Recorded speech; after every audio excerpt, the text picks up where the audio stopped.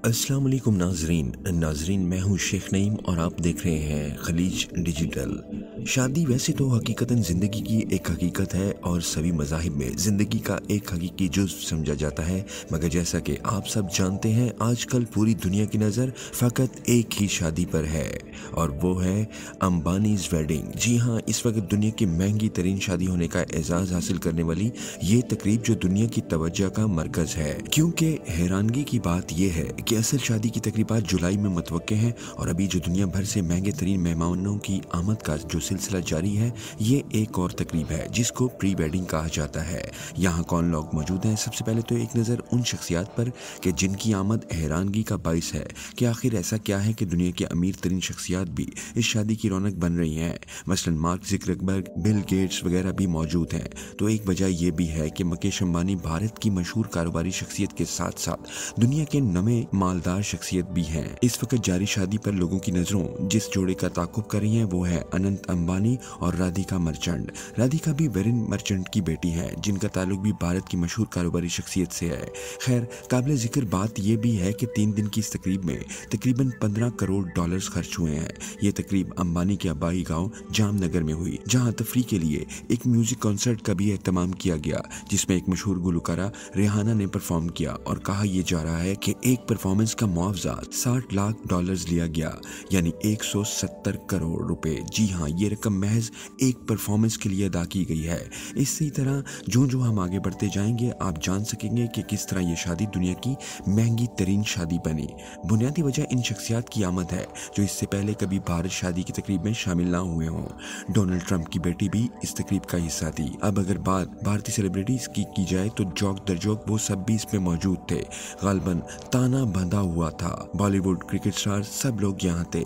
सुनने में ये भी आया है कि इस तकरीब के दिनों में भारत में होने वाली तमाम तर फिल्मों की शूटिंग्स को भी रोक दिया गया था, क्योंकि सारी बॉलीवुड इंडस्ट्री तो जामनगर में थी।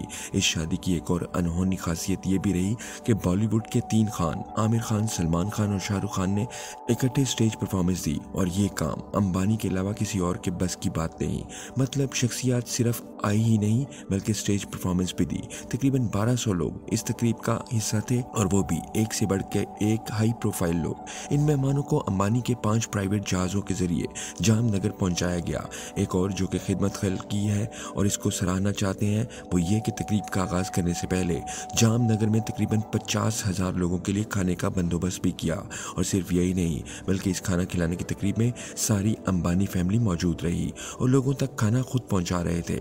एक अंदाजे के मुताबिक इस जश्न में 2500 खाने की डिशेस का इंतजाम किया गया और इस खाने के जश्न और केटरिंग पर 700 करोड़ खर्च किए गए। और अभी असल शादी बाकी है। मेहमानों के ठहराने के लिए अंबानी के 750 एकड़ के रकबे पर फैले हुए कंपाउंड में खूबसूरत कैंप लगाए गए, जिनमें बेड, सोफा और जरूरत की वो तमाम चीजें जो किसी 5 स्टार होटल में होती हैं। इस जश्न में मेहमानों के लिए थीम पार्क भी बनाया गया जहाँ झूले वगैरह लगाए गए थे।